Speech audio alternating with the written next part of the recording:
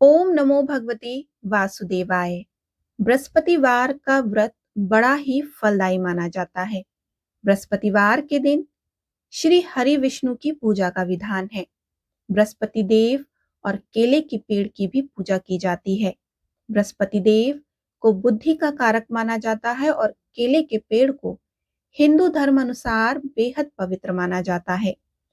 बृहस्पतिवार के दिन भगवान बृहस्पति देव की पूजा अर्चना के लिए बृहस्पतिवार का व्रत करने और बृहस्पतिवार व्रत की कथा का श्रवण करना चाहिए। इस व्रत को करने और व्रत कथा सुनने से सभी स्त्री पुरुषों की सभी मनोकामनाएं पूर्ण होती हैं। इस व्रत से धन संपत्ति की प्राप्ति होती है, निसंतानों को पुत्र की प्राप्ति होती है, परिवार में सुख शांति बनी रहती है और सभी आनंद पूर्वक रहते हैं। इस व्रत में व्रत कथा का श्रवण करने का एक विशेष महत्व है।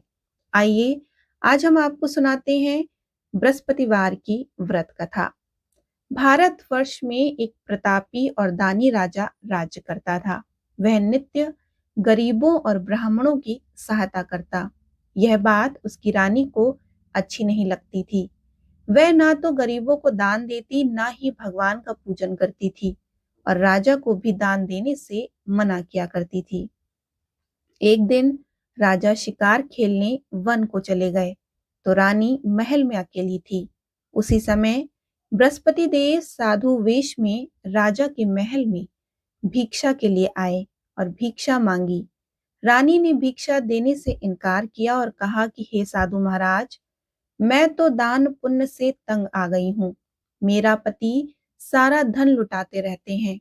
मेरी इच्छा है कि हमारा सारा धन नष्ट हो जाए, फिर ना रहेगा बांस और ना बजेगी बांसुरी।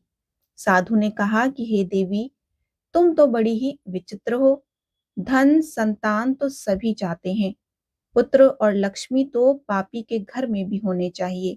यदि तुम्हारे पास अधिक धन है तो भूखों को भोजन दो, प्यासों के लिए प्याऊ बनवाओ, मुसाफिरों के लिए धर्मशालाएं खुलवाओ और जो निर्धन हैं अपनी कुंवारी कन्याओं का विवाह नहीं कर सकते, उनका विवाह करा दो। ऐसे और कई काम हैं जिनको करने से तुम्हारा यश लोक परलोक में फैलेगा। परंतु रानी पर उपदेश का कोई भी प्रभाव नहीं पड़ा। वह बोली कि हे महाराज, आप मुझे कुछ न समझाइए। मैं ऐसा धन नहीं चाहती जो हर जगह बांटती फिरूं। साधु ने उत्तर दिया कि यदि तुम्हारी ऐसी ही इच्छा है तो तथास्तु। तुम ऐसा करना कि बृहस्पतिवार को घर लीपकर पीली मिट्टी से अपना सिर धोकर स्नान करना, भट्टी चढ़ाकर कपड़े धोना और ऐसा करने से आपका सारा धन नष्ट हो जाएगा। इतना कहकर वह साधु महाराज वहां से आलोप हो गए। साधु के अनुसार कही बातों को पूरा करते हुए रानी को केवल 3 बृहस्पतिवार ही बीते थे कि उसकी समस्त धन संपत्ति नष्ट हो गई। भोजन के लिए राजा का परिवार तरसने लगा। तब एक दिन राजा ने रानी से बोला कि हे रानी, तुम यहीं रहो, मैं दूसरे देश को जाता हूँ। क्योंकि यहाँ पर सभी लोग मुझे जानते हैं, इसलिए मैं कोई छोटा कार्य नहीं कर सकता। ऐसा कहकर राजा परदेश चला गया। वहां वह जंगल से लकड़ी काट कर लाता और शहर में बेचता। इस तरह वह अपना जीवन व्यतीत करने लगा। इधर राजा के परदेश जाते ही राजा की रानी और दासी दुखी रहने लगी। एक बार जब रानी और दासी को 7 दिन तक बिना भोजन के रहना पड़ा, तो रानी ने अपनी दासी से कहा कि हे दासी, पास ही के नगर में मेरी बहन रहती है। वह बड़ी धनवान है, तो उसके पास जा और कुछ ले आ, ताकि थोड़ी बहुत गुजर बसर हो जाए। दासी रानी की बहन के पास गई। उस दिन बृहस्पतिवार था और रानी की बहन उस समय बृहस्पतिवार व्रत की कथा सुन रही थी। दासी ने रानी की बहन को अपनी रानी का संदेश दिया, लेकिन रानी की बड़ी बहन ने कोई उत्तर नहीं दिया। जब दासी को रानी की बहन से कोई उत्तर नहीं मिला तो वह बड़ी दुखी हुई और उसे क्रोध भी आया।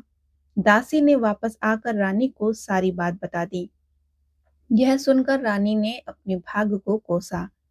उधर रानी की बहन ने सोचा कि मेरी बहन की दासी आई थी, परंतु मैं उससे कुछ नहीं बोली। इससे वह बहुत दुखी हुई होगी। कथा सुनकर और पूजन समाप्त करके वह अपनी बहन के घर आई और कहने लगी कि हे बहन, मैं बृहस्पतिवार का व्रत कर रही थी। तुम्हारी दासी मेरे घर आई थी, परंतु जब तक कथा होती है तब तक ना तो उठते हैं और ना ही बोलते हैं। इसलिए मैं नहीं बोली। कहो दासी क्यों गई थी? रानी बोली कि बहन, तुमसे क्या छिपाऊं, हमारे घर में खाने तक को अनाज नहीं है। ऐसा कहते कहते रानी की आंखें भर आई। उसने दासी समेत पिछले 7 दिनों से भूखे रहने तक की बात अपनी बहन को विस्तार पूर्वक सुना दी। रानी की बहन बोली कि देखो बहन, भगवान बृहस्पति देव सबकी मनोकामना पूर्ण करते हैं। शायद तुम्हारे घर में अनाज रखा हो, जरा देखो। पहले तो रानी को विश्वास नहीं हुआ, पर बहन के आग्रह करने पर उसने अपनी दासी को अंदर भेजा तो उसे सचमुच अनाज का एक खड़ा मिल गया।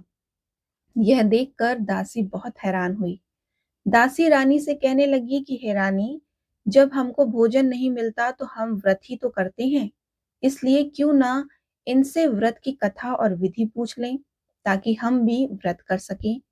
तब रानी ने अपनी बहन से बृहस्पतिवार व्रत के बारे में पूछा। उसकी बहन ने बताया कि बृहस्पतिवार के व्रत में चने की दाल और मुनक्का से भगवान विष्णु का केले की जड़ में पूजन करें तथा दीपक जलाएं, व्रत कथा सुने और पीला भोजन ही करें। इससे बृहस्पति देव प्रसन्न होते हैं। और व्रत और पूजन विधि बताकर रानी की बहन अपने घर लौट गई। 7 दिन के बाद जब बृहस्पतिवार आया तो रानी और दासी ने व्रत रखा। घुड़साल में जाकर चना और गुड़ लेके आई। फिर उसे केले की जड़ तथा भगवान विष्णु का पूजन किया। तब पीला भोजन कहाँ से आए, इस बात को लेकर दोनों बहुत दुखी थे। चूंकि उन्होंने व्रत रखा था, इसलिए बृहस्पति देव उनसे प्रसन्न थे। इसलिए वे एक साधारण व्यक्ति का रूप धारण कर 2 थालों में सुंदर पीला भोजन दासी को दे गए। भोजन पाकर दासी बहुत प्रसन्न हुई और फिर रानी के साथ मिलकर भोजन ग्रहण किया। उसके बाद वे सभी गुरुवार का व्रत करने लगी और पूजन करने लगी। बृहस्पतिवार बृहस्पति भगवान की कृपा से उनके पास फिर से धन संपत्ति आ गई, परंतु रानी फिर से पहले की तरह आलस करने लगी। तब दासी बोली कि रानी, देखो, तुम पहले इस प्रकार आलस करती थी, तुम्हें धन रखने में कष्ट होता था, इस कारण सभी धन नष्ट हो गया। अब जब भगवान बृहस्पति की कृपा से धन मिला है तो फिर तुम फिर से आलस कर रही हो। रानी को समझाते हुए दासी कहती है कि बड़ी मुसीबतों के बाद हमें यह धन पाया है, इसलिए हमें दान पुण्य करना चाहिए। भूखे मनुष्यों को भोजन कराना चाहिए। धन को शुभ कार्यों में खर्च करना चाहिए, जिससे तुम्हारे कुल का यश बढ़ेगा, स्वर्ग की प्राप्ति होगी और पितृ भी प्रसन्न होंगे। दासी की बात मानकर रानी अपना धन शुभ कार्यों में खर्च करने लगी, जिससे पूरे नगर में उसका यश फैल गया। एक दिन राजा दुखी होकर जंगल में एक पेड़ के नीचे आसन जमाकर बैठ गया। वह अपनी दशा को याद करके व्याकुल होने लगा और बृहस्पतिवार का दिन था। एकाएक उसने देखा कि एक निर्जन वन में एक साधु प्रकट हुए हैं। वह साधु वेश में स्वयं बृहस्पति देवता थे। लकड़हारे के सामने आकर बोले, हे लकड़हारे, इस सुनसान जंगल में तो चिंता मग्न क्यों बैठा है? लकड़हारे ने दोनों हाथ जोड़कर प्रणाम किया और उत्तर दिया कि हे महात्मा जी, आप तो सब कुछ जानते हैं, मैं क्या कहूँ। यह कहकर रोने लगा और साधु को अपनी आत्मकथा सुनाई।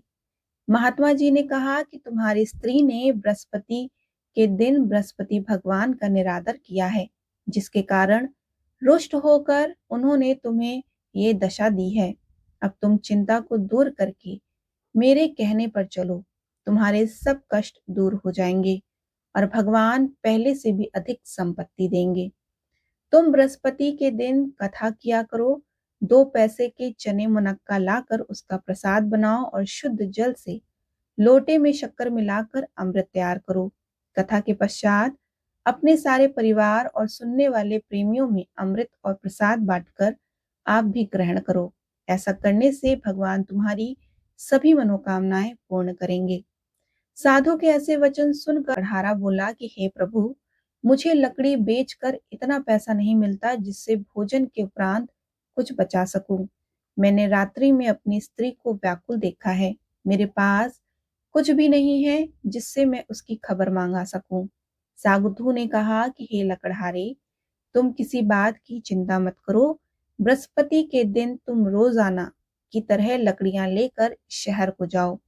तुमको रोज से दोगुना धन प्राप्त होगा, जिससे तुम भली भांति भोजन कर लोगे तथा बृहस्पति देव की पूजा का सामान भी आ जाएगा। इतना कहकर साधु अंतर्ध्यान हो गए। धीरे धीरे समय व्यतीत होने लगा। फिर वही बृहस्पतिवार का दिन आया। लकड़हारा जंगल से लकड़ी काट कर किसी शहर में बेचने गया। उसे उस दिन और दिन से अधिक पैसा मिला। राजा ने चना गुड़ आदि लाकर गुरुवार का व्रत किया और उस दिन से उसके सभी कलेश दूर हुए।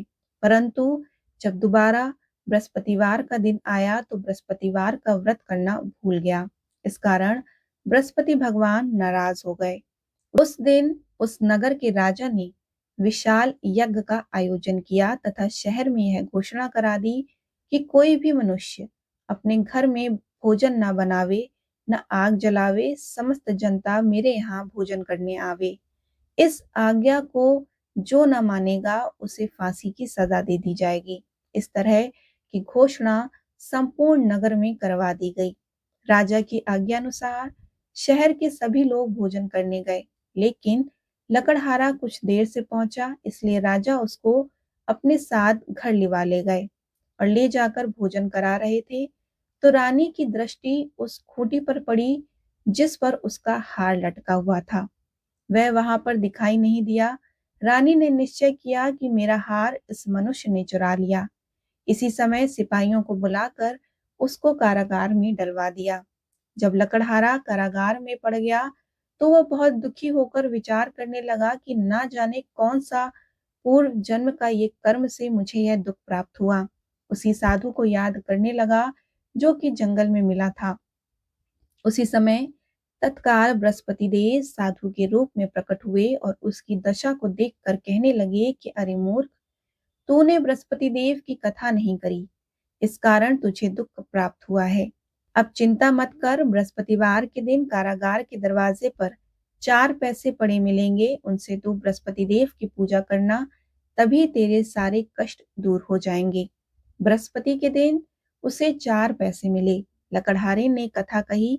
उसी रात्रि को बृहस्पति देव ने उस नगर के राजा को स्वप्न में कहा कि हे राजा, तुमने जिस आदमी को कारागार में बंद किया है वह निर्दोष है। वह राजा है, उसे छोड़ देना। रानी का हार उसी खूंटी पर लटका है। अगर तू ऐसा नहीं करेगा तो तेरे राज्य को नष्ट कर दूंगा। इस तरह रात्रि को स्वप्न को देखकर राजा प्रातःकाल उठा और खूंटी पर हार देखकर लकड़हारे को बुलाकर क्षमा मांगी। लकड़हारे को योग्य सुंदर वस्त्र आभूषण देकर विदा किया। बृहस्पति देव की आज्ञा अनुसार लकड़हारा अपनी नगर को चल दिया। राजा जब अपने नगर के निकट पहुंचा तो उसे बड़ा आश्चर्य हुआ। नगर में पहले से अधिक बाग, तालाब, कुएं तथा बहुत सी धर्मशाला, मंदिर आदि बन गई। राजा ने पूछा, यह किसका बाग है और धर्मशाला है? तब नगर के सब लोग कहने लगे कि यह सब रानी और दासी का है। तो राजा को आश्चर्य हुआ और गुस्सा भी आया कि जब रानी ने यह खबर सुनी कि राजा आ रहे हैं, अपनी दासी से कहा कि हे दासी, देखो राजा हमको कितनी बुरी हालत में छोड़ गए थे। हमारी ऐसी हालत देखकर वह लौट ना जाए, इसलिए तू दरवाजे पर खड़ी हो जा। आज्ञा अनुसार दासी दरवाजे पर खड़ी हो गई और राजा आए तो उन्हें अपने साथ लिवा लाई। तब राजा ने क्रोध करके अपनी रानी से पूछा कि यह धन तुम्हें कैसे प्राप्त हुआ? तब उन्होंने कहा कि हमें यह सब धन बृहस्पति देव के इस व्रत के प्रभाव से प्राप्त हुआ है। राजा ने निश्चय किया कि 7 रोज बाद तो सभी बृहस्पति देव का पूजन करते हैं, परंतु मैं प्रतिदिन में 3 बार कहानी तथा रोज व्रत किया करूंगा। अब हर समय राजा के दुपट्टे में चने की दाल बंधी रहती तथा दिन में 3 बार कहानी कहता। एक रोज राजा ने विचार किया कि चलो अपनी बहन के यहाँ हो आवे। इस तरह निश्चय कर राजा घोड़े पर सवार हो अपनी बहन के यहाँ चलने लगा। मार्ग में उसने देखा कि कुछ आदमी एक मुर्दे को लिए जा रहे हैं, तो उन्हें रोककर राजा ने कहा कि अरे भाइयों, मेरी बृहस्पति देव की कथा सुन लो। वे बोले, लो हमारा तो आदमी मर गया है, इसको अपनी कथा की पड़ी है। परंतु कुछ आदमी बोले कि अच्छा कहो, हम तुम्हारी कथा भी सुनेंगे। राजा ने दाल निकाली और जब कथा आधी हुई कि मुर्दा हिलने लग गया, और जब कथा समाप्त हो गई तो राम राम करके मनुष्य उठकर खड़ा हो गया। आगे मार्ग में उसे एक किसान खेत में हल चलाता मिला। राजा ने उससे देखा और उससे बोला कि अरे भैया, तुम मेरी बृहस्पतिवार की कथा सुन लो। किसान बोला कि जब तक मैं तेरी कथा सुनूंगा तब तक 4 हरिया जोत लूंगा, अपनी कथा किसी और को सुनाना। इस तरह राजा आगे चलने लगा और राजा के हटते ही बैल पछाड़ खार कर गिर गए तथा किसान के पेट में बड़ी जोर का दर्द होने लगा। उस समय उसकी माँ रोटी लेकर आई तो उसने यह सब देखा, तो अपने पुत्र से सब हाल पूछा और बेटे ने सभी हाल कह दिया। तो बुढ़िया दौड़ी दौड़ी उस घुड़सवार के पास गई और उससे बोली कि मैं तेरी कथा सुनूंगी, तू अपनी कथा मेरे खेत पर चलकर ही कहना। राजा ने बुढ़िया के खेत पर जाकर कथा कही, जिसके सुनते ही वह बैल उठकर खड़े हुए तथा किसान के पेट का दर्द भी बंद हो गया। राजा अपनी बहन के घर पहुंचा। बहन ने भाई की खूब मेहमानी करी। दूसरे रोज प्रातःकाल राजा जगा तो वह देखने लगा कि सब लोग भोजन कर रहे हैं। राजा ने अपनी बहन से कहा कि ऐसा कोई मनुष्य है जिससे भोजन नहीं किया हो, मेरी बृहस्पतिवार की कथा सुन ले। बहन बोली कि हे भैया, यह देश ऐसा है कि पहले यहाँ भोजन करते हैं, बाद में अन्य काम। अगर कोई पड़ोस में हो तो देखाऊं। वह ऐसा कहकर देखने चली गई, परंतु उसे कोई ऐसा व्यक्ति नहीं मिला जिसने भोजन न किया हो। अतः वह एक कुम्हार के घर गई, जिसका लड़का बीमार था। उसे मालूम हुआ कि उनके यहाँ 3 रोज से किसी ने भोजन नहीं किया। रानी ने अपनी भाई की कथा सुनने के लिए कुम्हार से कहा और वह तैयार हो गया। राजा ने जाकर बृहस्पतिवार की कथा कही, जिसको सुनकर उसका लड़का ठीक हो गया। अब तो राजा की प्रशंसा होने लगी। एक रोज राजा ने अपनी बहन से कहा कि हे बहन, हम अपने घर को जाएंगे, तुम भी तैयार हो जाओ। राजा की बहन ने अपनी सास से कहा और सास ने कहा कि हाँ चली जा, परंतु अपने लड़कों को मत ले जाना, क्योंकि तेरे भाई की कोई भी औलाद नहीं है। ने अपने भैया से कहा कि हे भैया, मैं तो चलूंगी पर कोई बालक नहीं जाएगा। राजा बोला कि जब कोई बालक नहीं चलेगा तो तुम ही क्या करोगी। बड़े दुखी मन से राजा अपने नगर को लौट आया। राजा ने अपनी रानी से कहा कि हम निर्वंशी हैं, हमारा मुंह देखने का धर्म नहीं है और कुछ भोजन आदि नहीं किया। रानी बोली कि हे प्रभु, बृहस्पति देव ने हमें सब कुछ दिया है, वह हमें औलाद अवश्य देंगे। उसी रात को बृहस्पति देव ने राजा को स्वप्न में कहा कि हे राजा, उठो, सभी सोच त्याग दे, तेरी रानी गर्भ से है। और राजा की यह बात सुनकर बड़ी खुशी हुई। 9वें महीने में उसके गर्भ से एक सुंदर पुत्र पैदा हुआ। तब राजा बोला कि हे रानी, स्त्री बिना भोजन के रह सकती है पर बिना कहे नहीं रह सकती। जब मेरी बहन आवे तुम मुझसे कुछ कहना मत। रानी ने सुनकर हाँ कह दिया। जब राजा की बहन ने यह शुभ समाचार सुना तो वह बहुत खुश हुई तथा बधाई लेकर अपने भाई के यहाँ आई। तभी रानी ने कहा कि घोड़ा चढ़कर तो नहीं आई, गधा चढ़ी आई।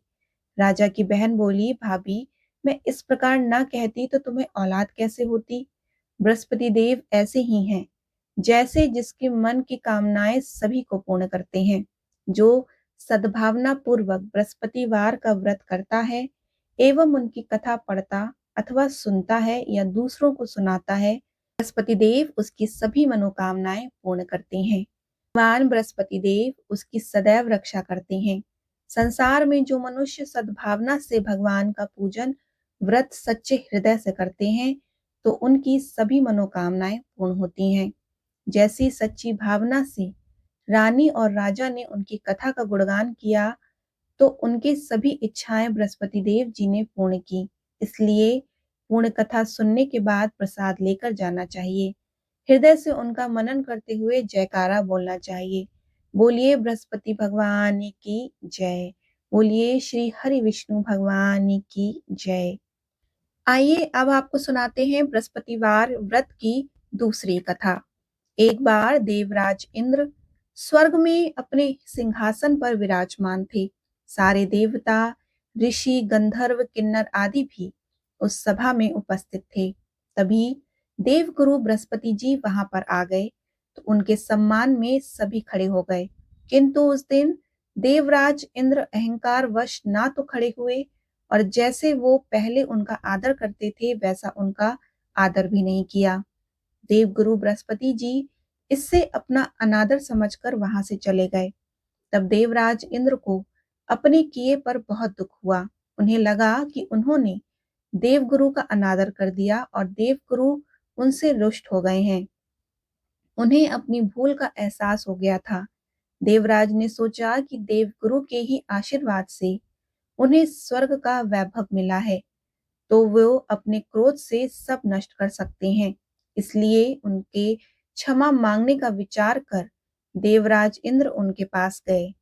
देवगुरु बृहस्पति जी ने अपने योग बल से जान लिया कि देवराज इंद्र उनसे क्षमा मांगने के लिए वहां आ रहे हैं, किंतु क्रोधवश उनसे भेंट न करने की इच्छा से देवगुरु वहां से अंतर्ध्यान हो गए। जब देवराज इंद्र को देवगुरु बृहस्पति वहां नहीं मिले तो वो निराश होकर वापस लौट आए। यह समाचार जब दैत्यों के राजा वर्ष वर्मा ने सुना तो उसने दैत्य गुरु शुक्राचार्य से भेंट की और उनकी आज्ञा से इंद्रलोक पर आक्रमण कर दिया। देवगुरु की कृपा प्राप्त न होने के कारण देवता दैत्य से हारने लगे। तब देवताओं ने ब्रह्मा जी को सारा वृतांत सुनाया और उनसे सहायता मांगी। वो उन्हें दैत्यों को किस प्रकार बचाएं। तब ब्रह्मा जी ने उनसे कहा कि तुमसे बड़ा अपराध हुआ है जो तुमने देवगुरु को क्रोधित कर दिया। अब अगर तुम अपना कल्याण चाहते हो तो त्वष्टा ब्राह्मण का पुत्र विश्व रूपा जो बड़ा ही तपस्वी और ज्ञानी है उसे अपना पुरोहित बना लो, तभी तुम्हारा कल्याण हो सकता है। ब्रह्मा जी के वचन सुनते ही देवराज इंद्र त्वष्टा के पास पहुंच गए और बड़े ही विनम्र भाव से त्वष्टा से निवेदन किया कि आप हमारे पुरोहित बनकर हमारा कल्याण करें। देवराज का निवेदन सुनकर त्वष्टा ने कहा कि पुरोहित बनने से तपोबल घट जाता है, परंतु आप इतनी विनती कर रहे हो तो मेरा पुत्र विश्वरूपा आपका पुरोहित बनकर आपकी रक्षा करेगा। पिता की आज्ञा से विश्वरूपा ने देवताओं का पुरोहित बनकर अपने पूर्ण प्रयत्न किए। प्रभु कृपा से देवराज इंद्र ने वर्ष वर्मा को युद्ध में परास्त करके अपने सिंहासन को पुनः प्राप्त किया। त्वष्टा के पुत्र विश्वरूपा के 3 मुंह थे। एक मुंह से वो सोमपल्ली लता का रस पीते, दूसरे मुंह से मदिरा और तीसरे मुंह से अन्न आदि का भोजन करते थे। देवराज इंद्र के कुछ दिनों उपरांत विश्वरूपा ने कहा कि मैं आपकी सहायता से यज्ञ करना चाहता हूँ। विश्वरूपा ने आज्ञा अनुसार यज्ञ प्रारंभ कर दिया। विश्वरूपा से एक दैत्य ने कहा कि तुम्हारी माता दैत्य कन्या है, इसलिए हमारे कल्याण के निमित्त इस यज्ञ में आप एक आहुति दैत्यों के नाम पर भी दे दिया करेंगे तो आपकी कृपा होगी। विश्वरूपा दैत्य की बात मानकर यज्ञ में आहुति देते समय दैत्य का नाम धीरे से लेना शुरू कर दिया। इस कारण यज्ञ करने पर भी देवताओं के तेज में वृद्धि नहीं हुई। देवराज इंद्र को जब सारा वृत्तांत पता चला तो उन्होंने क्रोध में आकर विश्वरूपा के तीनों सिर काट डाले। मदपान करने वाले मुंह से भंवरा, सोमपल्ली का रस पीने वाले मुख से कबूतर और अन्न आदि खाने वाले मुंह से तीतर बन गया। ब्रह्म हत्या के प्रभाव से इंद्र का स्वरूप ही बदल गया। देवताओं ने पूरे 1 वर्ष तक पश्चाताप किया और फिर भी ब्रह्म हत्या के पाप के प्रभाव से छूट ना पाए। तब सभी देवताओं ने ब्रह्मा जी के पास जाकर उनसे प्रार्थना करी कि वह देवगुरु बृहस्पति जी को साथ लेकर उनकी सहायता करें। तब ब्रह्म हत्या के पाप के 4 भाग किए, उसमें से एक भाग पृथ्वी को दिया। इसी कारण धरती कहीं ऊंची और कहीं नीची और कहीं बंजर होती है। ब्रह्मा जी ने पृथ्वी को यह वरदान दिया कि धरती में जहां गड्ढा होगा वो समय आने पर स्वतः ही भर जाएगा। दूसरा भाग वृक्षों को दिया जिस कारण उनमें से गोंद बहता है और गूगल के अतिरिक्त सब गोंद अशुद्ध माने जाते हैं। ब्रह्मा जी ने वृक्षों को यह वरदान दिया कि ऊपर से सूखने पर भी जड़ फिर भी फूट जाती है। तीसरा भाग स्त्रियों को दिया जिस कारण स्त्रियां हर महीने रजस्वला होती हैं। प्रथम दिन वो चंडालिनी, दूसरे दिन ब्रह्मघातिनी और तीसरे दिन धोबिन के समान रहकर चौथे दिन शुद्ध होती हैं।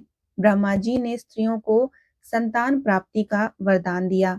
चौथा भाग जल को दिया जिस कारण जल के ऊपर फेन और सिवाल आदि आ जाते हैं। ब्रह्मा जी ने जल को यह वरदान दिया कि उसे जिस चीज में डाला जाएगा उसका भार बढ़ जाएगा। देवराज इंद्र को इस प्रकार से ब्रह्म हत्या से पाप से मुक्ति मिली। जो भी मनुष्य इस कथा को पढ़ता है, सुनता है या सुनाता है, उसके सभी पाप देव गुरु बृहस्पति जी की कृपा से नष्ट हो जाते हैं। बृहस्पतिवार के दिन अग्नि पुराण के अनुसार बृहस्पतिवार का व्रत अनुराधा नक्षत्र युक्त गुरुवार से आरंभ करके लगातार 7 गुरुवार करना चाहिए। इस दिन प्रातः उठकर भगवान विष्णु का ध्यान कर व्रत का संकल्प लेना चाहिए। बृहस्पति देव का ध्यान करना चाहिए। इस दिन पीले वस्त्र, पीले फलों का प्रयोग करना चाहिए। इसके बाद फल फूल पीले वस्त्र से भगवान बृहस्पति देव और विष्णु जी की पूजा करनी चाहिए।